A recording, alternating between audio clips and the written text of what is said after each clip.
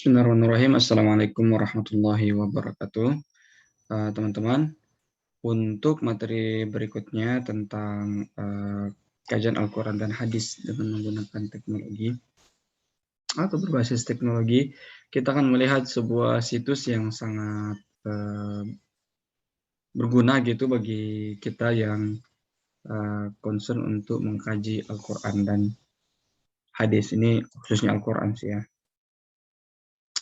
Namanya nih, The Quranic Arabic Corpus. Kalau teman-teman mau buka URL-nya di sini ya. URL-nya itu corpus.quran.com. Nah, apa sih Quran Corpus ini? Nah, ini dia ya perkenalannya ya. Jadi the Quranic Arabic Corpus is an international collaborative linguistic project initiated at the University of Leeds ya. Jadi ini justru dimulai dari atau diinisiasi di University of Leeds di Inggris gitu ya, that aims to bridge the gap between the traditional Arabic grammar of Europe and techniques from modern computational linguistics ya. Jadi kita lihat ya, ini sangat integrasi ya, ini contoh aplikasi integrasi keilmuan ini ya, dan ya interkoneksi lah sebenarnya ya, integrasi interkoneksi mungkin bisa disebut seperti itu. Apa itu? Yaitu antara traditional Arabic grammar of Europe ya, jadi antara ilmu tentang Europe, dan tentu ini merujuk kepada Al-Quran ya. Jadi ilmu I'rabul Quran dipertemukan dengan modern computational linguistics ya. Jadi komputasi linguistik modern gitu ya dihumukan. Nah, ketika dua cabang ilmu tersebut dipertemukan, hasilnya adalah suatu hal yang sangat berguna, yaitu apa? This open source ya, dia open source ya, tapi ini nih ya, kita bisa melakukan analisis dengan baik dalam skala part of speech tagging per Quran, jadi maksudnya kata per kata ya, ataupun morphological segmentation. Ini morphological segmentation ini kayak i'rabnya, and formal representation of Quran syntax ya, using dependency graph ya. Jadi ini semua masih tentang nahwu dan shorof. Nah, apa yang bisa kita lakukan dengan Quran Arabic Quranic Arabic Corpus ini? Ada banyak sekali ya yang bisa kita lakukan di sini, tapi ada 3 hal penting yang bisa kita lakukan dengan situs ini dan membuat teman-teman atau misalnya bisa menjadi alat riset ya, riset keal-Quranan yang sangat luar biasa. Pertama, Quranic Arabic Corpus ini menyadarkan kita dengan apa yang disebut sebagai morphological annotation. Kemudian ada syntactic tree bank dan semantic ontologi. Jadi ini bertingkat-tingkat ya, berlevel-level. Nah, morphological annotation itu i'rab ya, shorof ya, sedangkan syntactic tree bank itu nahwu. Nah, kalau pengen lihat apa sih yang dimaksud ini, makanan apa morphological annotation itu. Nah, ini yang dimaksud dengan morphological annotation. Dia ngasih contoh ya.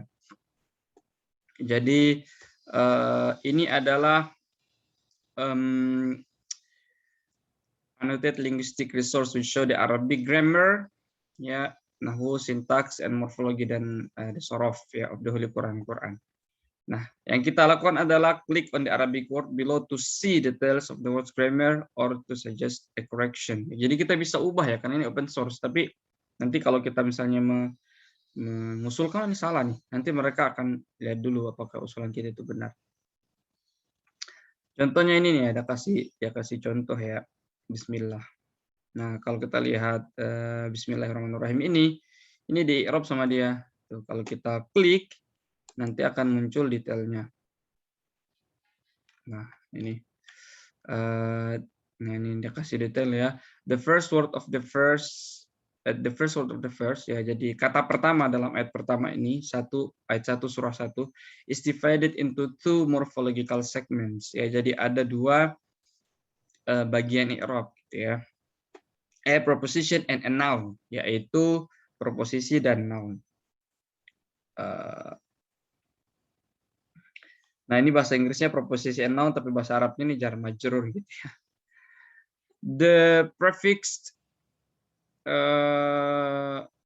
be is usually translated as with or by. Nah, ini kita juga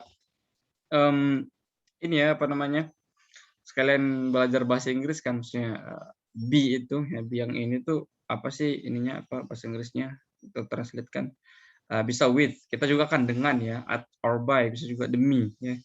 The noun is masculine ya, jadi isimnya itu mudzakkar, and is in the gentile case ya, genitive case ya, genitive case genitive case itu majrur ya. The noun's three literate root is sin mim waw. Nah, jadi kita dapat akar kata dari ism ya, jadi dia sin mim waw. Nah, jadi ini istilahnya ya, three literate root. Three literate itu berarti sulasi gitu ya. Terus together the segment form a preposition phrase known as jar wa majrur ya. Jadi kalau be ya, kalau be disatukan dengan kata sin mim waw ya, ini asal katanya, dia akan menjadi proposisi jarun wa majrur ya. Jadi bismi itu adalah susunan jar wa majrur. Nah, ini ya, dia jelaskan itu. Jadi ini adalah penjelasan di level grammar. Nah, grammar nahwu kan jar wa majrur. Nah, dia kasih ininya nih, dia beri dia kasih ilustrasinya ya. Nah, misalnya ini kan ilustrasinya nih, be ini prefix preposition, atau be prefix preposition itu be itu prefix ya. Jadi harf jar gitu ya. Terus P ini arti kepanjangannya prefix ya, prefix itu kayak awalan kan. Terus noun, nah isim ya, genitif maskulin. Jadi majrur mudzakkar ya, jadi isim mudzakkar yang majrur. Dibaca di atas ini ada bacanya bismi. Nah, kalau kita klik, dia akan mengantar kita kepada ini adalah semua apa namanya, semua kata gitu ya, yang berasal dari akar katanya si mim tadi itu ya. Jadi ada bismillah, ada al asma'a, terus faqala ambiuni bi asma'iha. Nah, ini semua kata isim dan dibuat berurutan ya. Kalau kalian lihat mulai dari Fatihah ini kan, terus ini Al-Baqarah. Nah, ini sebenarnya ada hurufnya di sini kan. Al-Baqarah 31, Al-Baqarah 32 dan seterusnya nanti sampai di bawah ya. Nah, kalau sudah di bawah ini sudah kata lain lagi, yaitu as-sama ya. Jadi turunan kata dari as-sama. Nah, ini turunan kata dari isim. Nah, jadi kita bisa juga ngecek ya kata isim dalam Al-Qur'an. Nah, penggunaannya seperti apa saja. Nah, seperti itu. Nah, tapi kalau kita kembali ini yang tadi disebut sebagai analisis pada level morphological annotation ya. Jadi ya nahwu shorof gitu ya. Nah, ini penjelasannya. Terus dia kasih di sini konteksnya secara keseluruhan. The analysis above refers to the first verse of chapter 1 ya. Jadi analisis di atas itu merujuk kepada ayat Bismillahirrahmanirrahim, dan dia di sini ngasih terjemahan versi Sahih Internasional. Kalau Sahih Internasional menerjemahkan jadi in the name of Allah, the entirely merciful, the especially merciful. Ya, jadi kita lihat Sahih Internasional ini sangat ini ya, berusaha menangkap makna. Nah, kita lihat di sini itu sudah ada, ketika Sahih Internasional menerjemahkan, sebenarnya di sini sudah ada juga unsur tafsir kan. Ar-Rahman Ar-Rahim ya, dia Ar-Rahman itu entirely merciful, jadi penyayang untuk semua makhluknya ya. Sedangkan Ar-Rahim itu kan especially merciful, penyayang kepada orang mukmin. Nah, ini kan salah satu penafsiran saja. Kalau kalian cek di tafsir-tafsir yang ada, sebenarnya itu bukan satu-satunya tafsiran, meskipun itu adalah salah satu tafsiran yang paling banyak diterima ya. Sahih internasional tuh menerjemahkan sekaligus memberikan penafsiran sesuai dia ya. Nah, kalau tadi saya bilang kan kalau kita login, ini kan bisa sign in ya. Kalau nanti sudah sign in, kita bakal dapat username, kita bisa login. Kita sebenarnya bisa ninggalin komen, seperti orang ini. Ninggalin komennya tahun 2013 yang lalu. Saya tidak tahu dalam konteks apa ini, tapi dia cerita tentang verb mahdhuf, omitted, fa'il mahdhuf, omitted. Nggak tahu juga ini gimana. Iya lagi komentar dalam konteks apa gitu. Tapi ya itu kembali ke sini ya, kembali ke Al-Quran sendiri ya. Kembali ke Quranic corpus ini sendiri ya. Nah, jadi ini contohnya ya. Jadi dia ngasih kita analisis jar majrur, analisis nahwu dan sorof. Nah, kalau misalnya pengen lebih dari sekedar bismillah, itu kan tadi bismillah ya. Kalau lebih dari itu seperti apa? Maksudnya ayat yang lain kek?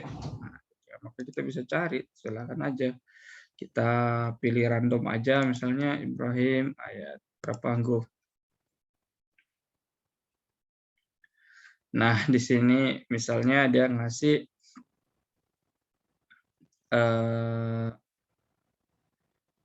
nah, gimana sintaks dan morfologi analisis dia tentang misalnya alif lam ra kan ya.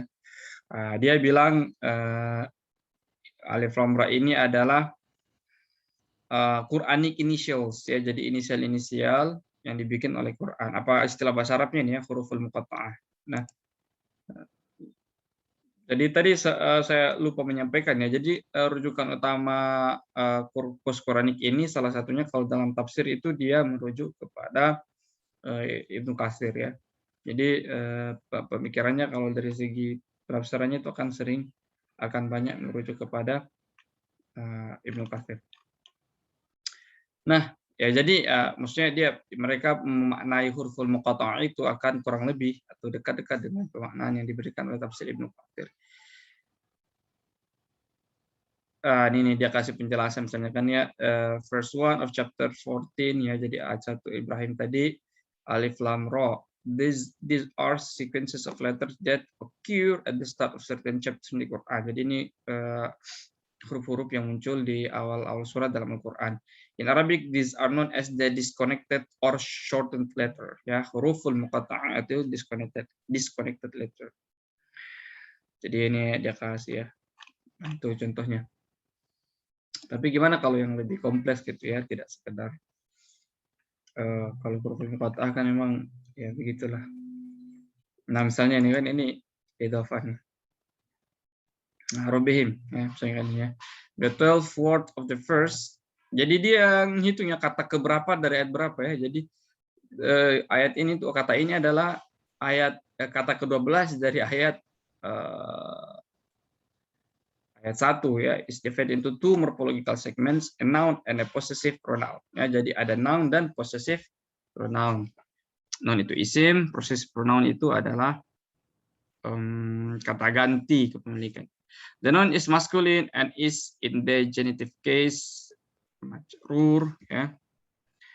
The noun's three literal root is robaba ya. Jadi lagi-lagi dia ngasih asal sulasinya dari robun itu adalah robaba. The attached possessive pronoun is third person masculine plural ya. Jadi attached possessive pronoun itu adalah domir ya, domir ini nih ya. Domir muttasil ya, attached pronoun itu domir muttasil ya, domir yang tersambung. Nah, ini dia kasih itu ya. Jadi Robbihim ini adalah noun, sedangkan hum ini adalah pronoun. Di sini genitif maskulin ya. Genitif maskulin itu Robbi itu majrur ya. Nanti kenapa dia jadi majrur kan terkait dengan ayat sebelumnya. Dia kasih penjelasan di sini. Ya, jadi ini adalah i'rab ya, i'rab Al-Qur'an. Jadi ismun majrurun wa huwa dhamirun muttasilun fi mahalli jarrin bi idhafati. Ya, jadi him ini ya. Jadi him ini adalah isim majrur dhamir muttasil fi mahalli jar bi idhafah. Kenapa dia jar? Karena dia idhafah dengan rabbih. Ya, seperti itu ya.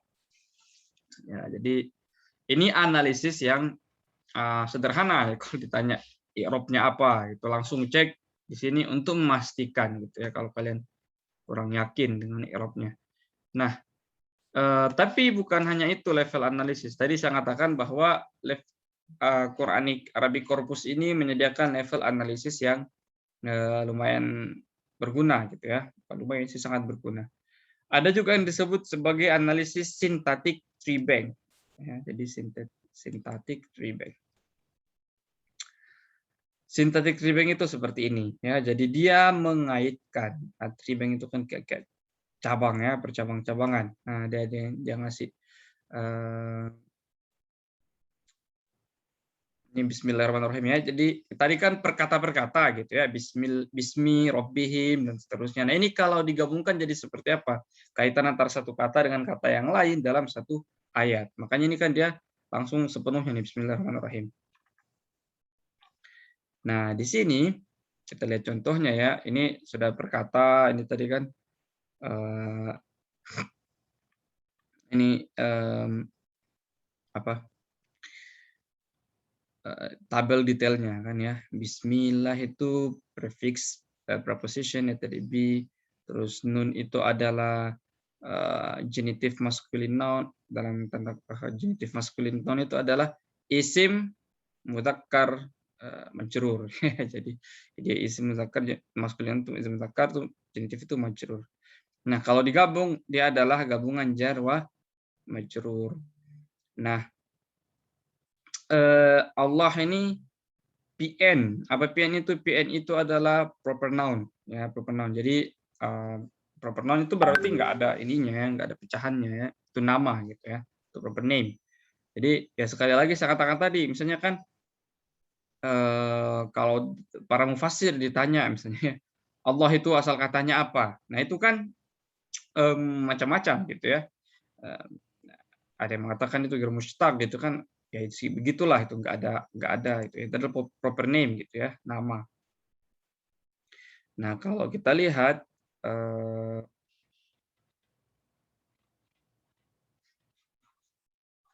nah ini kita bahas tree bank tadi saja. Apa sih maknanya tree bank ini ya? Jadi ini ini yang disebut tree bank ini ya. Jadi ada keterkaitan ya, ada keterkaitan. Nah, misalnya ketika ya Bismillah. Nah, ini kan ism ismun ini terkait dengan bi ya dalam kaitan majrur ya. Jadi si isim dijarkan oleh bi ya. Jadi maka ini noun ini dijarkan oleh prefix bi ya. Jadi isim adalah bismi ini adalah isim dan dia noun gitu dijarkan oleh bi. Lalu habis itu ini terkait dengan ini ya. Nah, mudhaf ilaih. Jadi Allah ini mudhaf ilaih ke ismi ya, makanya dia proper noun yang mudhaf ke ini. Lalu Ar-Rahman Ar-Rahim itu apa? Ar-Rahman itu adalah sifatun dari Allah. Makanya kan ini ada tanda panahnya kan. Nah, adjektif ya, adjektif atau sifat gitu ya. Naat ke atau dia pakai kata sifat aja ini kita pakai istilah dia. Jadi sifatnya ke Allah. Nah, terus adjektif Ar-Rahim ini apa? Dia adalah sifat ke Allah. Maka kita jadi tahu nih dari tribank ini, percabangan ini kita tahu bahwa posisi ya atau ya i'rab dan ya i'rab lah ya, i'rabnya isim ini ada kaitannya dengan dia. Lalu i'rabnya Allah ini ada kaitannya dengan isim dan i'rabnya Ar-Rahman dan Ar-Rahim ini terkait dengan Allah ya. Kenapa kok ada dibaca Ar-Rahmani, Ar-Rahimi? Itu hubungannya dengan Allah. Kenapa? Karena dia adalah sifat dari Allah. Nah, mungkin ayat yang lebih kompleks misalnya random aja saya pilih. Contohnya seperti ini. Lama juga.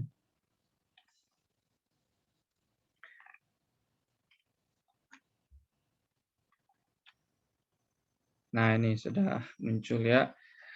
A'udzubillahi minasyaitonirrajim. Sabbahalillahi ma fis samawati wa ma fil ard. Ya, jadi kita lihat ya. Jadi ini sabbaha ya. Dia fi'il kan, verb. Nah, lillahi ini dia punya hubungan tersendiri di dalam ya. Jadi lillahi ini adalah jar majrur. Di sini ada prefix ya, prefix itu huruf ya, huruf li. Ya, prefix li dengan Allahi pronoun menjadi majrur. Jadi Allah itu dijarkan oleh li. Nah, tapi kemudian jar majrur ini punya hubungan dengan sabbaha ini ya. Ini dia ada nih. Jadi mutalak terkait dengan ini. Nah, ini kan ada fiil nih ya, sabbaha terus dia verb kan, fiil. Nah, terus ternyata dia mengidentifikasikan di sini ya, ma di sini sesuatu itu whatever, artinya whatever, segala hal ya, itu kembali ke sabbaha menjadi fa'il ya, berarti glorifies, memujilah. Nah, lillahi kepada Allah. Siapa yang memuji? Terus ini ini fa'ilnya nih, ma. Ya, dia adalah berfungsi sebagai fa'il. Ya. Kemudian fis samawat. Nah, fis samawat ini ada hubungannya juga, hubungan jar majrur ya. Jadi samawati ini majrur karena fi ya. Lalu tapi kemudian ini muta'alaq juga dengan ini istilah ini ma ya. Si mausul ma ini. Nah, terus misalnya bahkan dia menghubungkan yang lebih panjang. Nah, misalnya sini ada wama juga ini ya. Wama juga ini atau ma-nya ini kan ya. Dia ternyata ada hubungannya dengan ini. Jadi apa? Dia jadi ma'tuf ya kan. Ya, jadi seperti itu. Kaitan gitu ya. Itu yang disebut sebagai istilah dia tadi itu adalah tree-bank gitu ya, sinteks tree-banknya. Jadi keterkaitan dalam hal nahwu. Nah, synthetic tree-bank. Nah, kemudian fungsi ketiga yang juga sangat penting dari Quranic corpus ini adalah ini nih, semantik ontologi, dan bagi saya sendiri ini salah satu hal yang favorit gitu ya, yang bisa kita dapatkan di sini di Al-Qur'an, di situs ini. Karena seperti saya katakan tadi ya, dia mencoba menghubungkan gitu antara ilmu Arab tradisional dengan ilmu komputasi linguistik modern. Nah, ini salah satu hasilnya yang sangat luar biasa menurut saya di sini adalah dia membuat peta konsep Al-Qur'an ya. Jadi ontology of Quranic concepts ya. Jadi apa sih ontology of Quranic concepts itu? Jadi dia ini ya mengidentifikasi konsep-konsep kunci dalam Al-Qur'an, lalu dia kasih keterkaitan ya, keterkaitan antara satu konsep kunci dengan konsep kunci yang lain, dan ini peta keterkaitannya, tapi ini secara keseluruhan Al-Qur'an ini, dan ini kalau kita zoom nggak kelihatan. Sayangnya ya. Nah, ini penjelasan ini ya. The Quranic ontology use knowledge representation to define the key concept in the Quran. Ya, jadi dia menggunakan apa yang disebut sebagai knowledge representation. Knowledge representation itu adalah dia menggambarkan gitu ya, menggambarkan kaitan pengetahuan antara satu dengan yang lain. Untuk apa? Untuk define the key concept in the Quran ya, konsep-konsep kunci dalam Al-Qur'an. And nah ini penting ini, shows the relationship between this concept using predicate logic. Ya, jadi ini dia pakai predicate logic, ini adalah istilah computational linguistic yang saya tidak paham. Tapi intinya kalau bagi kita yang orang IAT, dia menunjukkan kepada kita keterkaitan konseptual antara satu kata dengan kata kunci ya, tidak asal kata kunci, untuk satu kata kunci dan kata kunci yang lain dalam Al-Qur'an. Mungkin teman-teman sudah familiar, atau kalau belum familiar boleh nyari bukunya. Analisis seperti ini banyak digunakan oleh tokoh, kalau klasik misalnya Ar-Raghib Al-Asfahani gitu, kemudian kalau modern ilmu barat itu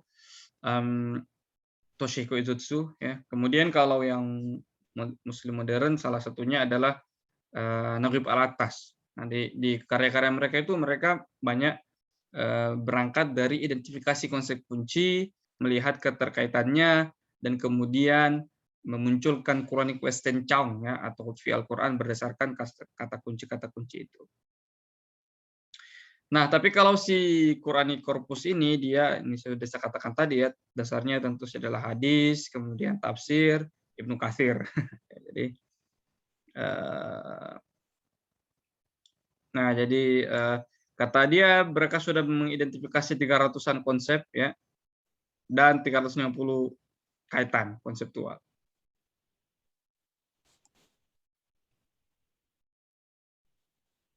Nah, ya jadi apa sih ontologi ini lagi ya?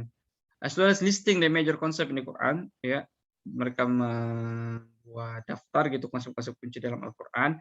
The ontology also defines a set of semantic relations between these concepts. Jadi dia juga menunjukkan keterkaitan semantik. Nah, makanya saya bilang tadi coba teman-teman cek Toshiko Izutsu Al-Atas kalau untuk Naqib Al-Atas kalau untuk modern, dan kalau yang lampau salah satunya adalah Raghib Al-Asfahani ya. Jadi ya keterkaitan semantik. The most simple relation is the set of membership relations ya, in which one concept is defined to be an instance or individual members of another group. Ya, jadi si Quran korpus ini, situs ini ya, ketika mereka menghubungkan konsep satu dengan konsep yang lain, pendekatan mereka adalah anak konsep. Ya, jadi maksudnya itu satu konsep itu adalah bagian dari satu konsep yang lebih besar. Nah, contohnya aja lagi nih ya.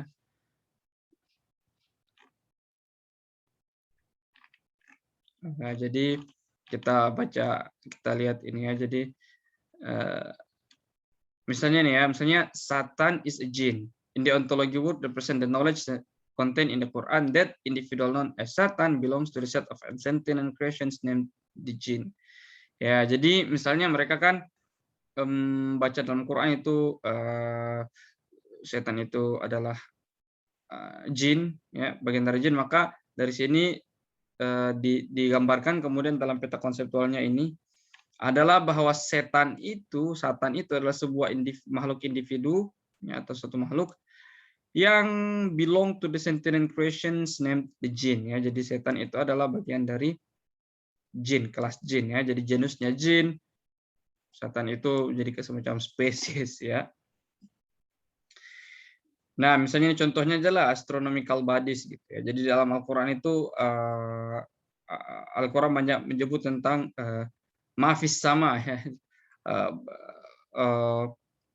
Benda-benda langit gitu kan.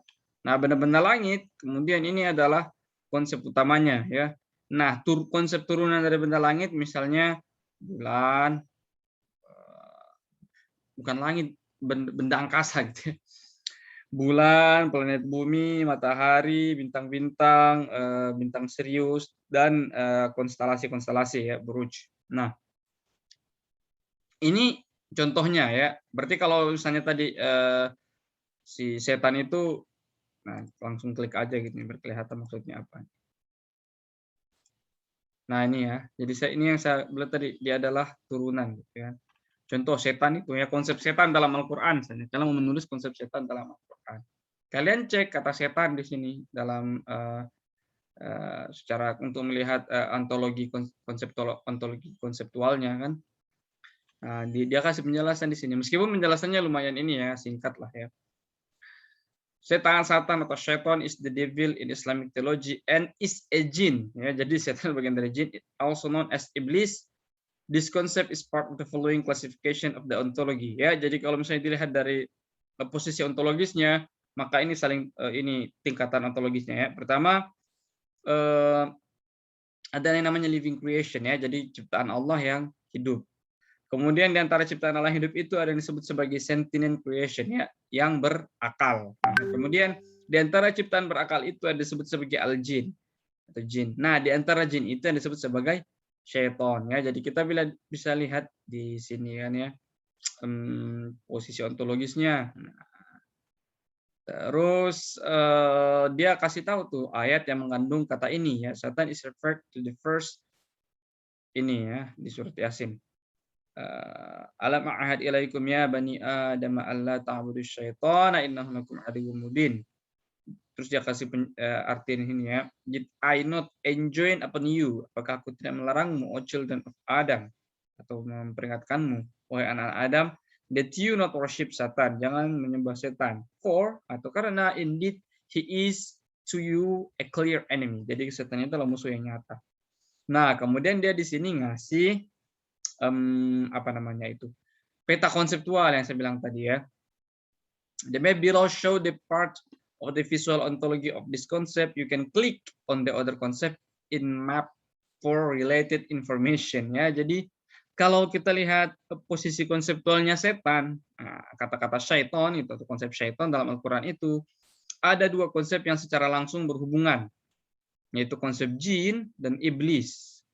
Nah, kita lihat tadi kan turunannya begini.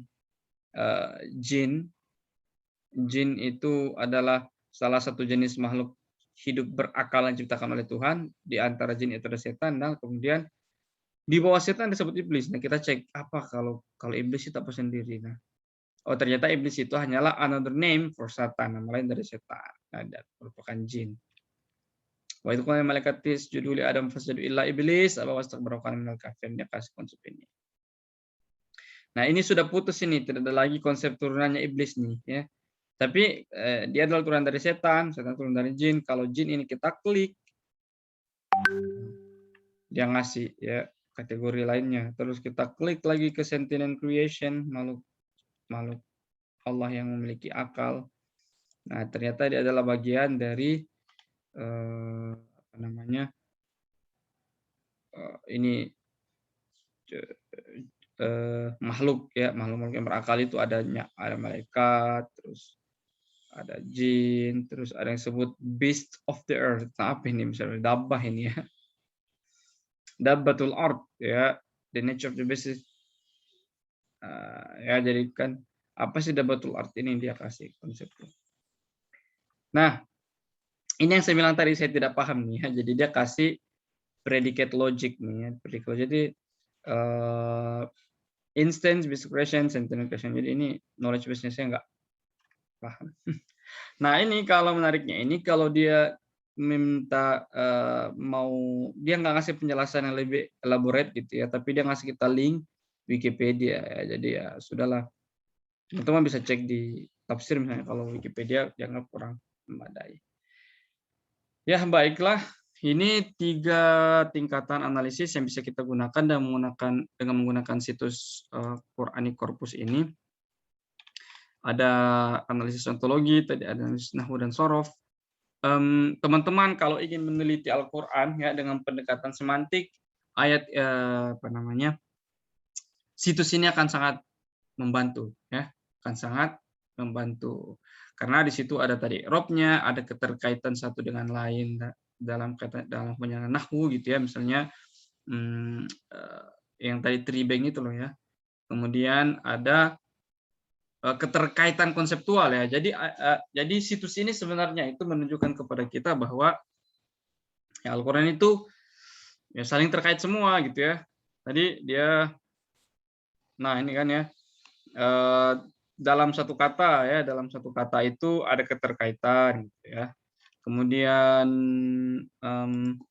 di antara satu kata dengan kata yang lainnya itu ini ada keterkaitan yang sifatnya sintaksis dan gramatikal ya, nahwu sorof. Nah, tapi selain itu ada juga keterkaitan yang sifatnya konseptual, yaitu keterkaitan yang sifatnya ontologis tadi itu ya. Nah, ini menurut saya sangat berguna gitu ya.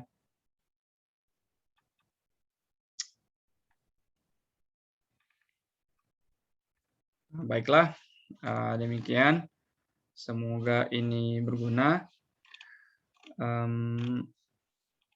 Jenis riset seperti apa atau paper seperti apa yang bisa kita tulis dengan menggunakan situs ini, yaitu sangat tergantung dari kreativitas kawan-kawan ya, karena bagaimanapun ini hanya alat. Tapi kalau saya perkirakan misalnya teman-teman ingin mengecek konsep rahmah dalam Al-Quran misalnya, maka sangat enak sekali kalau kita mulai dari sini. Misalnya kan dia di sini dia topik indeks ya, dia punya indeks konseptual di sini. Terus ceklah misalnya rahmah itu apa bahasa, dia pakai bahasa Inggris ya, jadi kalian harus tahu bahasa Inggrisnya apaan. Misalnya mercy mungkin ya, M L.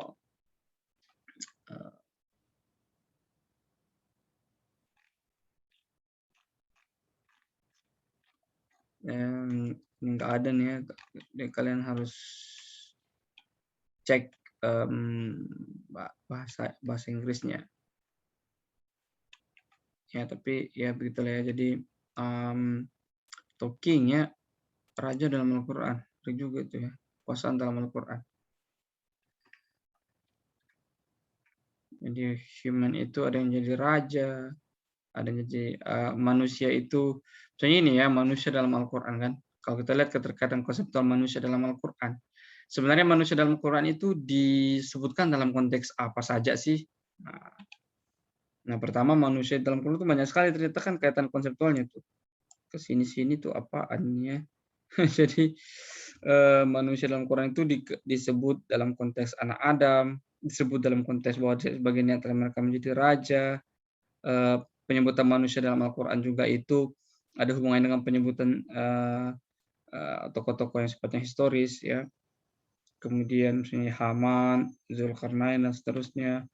Dan banyak sekali ya. Kalian bisa membuat sebuah paper sederhana misalnya tentang konsep manusia dalam Al-Quran ya, tinjauan keterkaitan ontologis. Nah, terus udahlah, tulis, gunakan ini, cek keterkaitan ontologisnya itu dengan apa saja. Nah, gitu ya. Jadi kira-kira seperti itu penggunaannya, salah satunya ya. Baiklah, terima kasih. Assalamualaikum warahmatullahi wabarakatuh.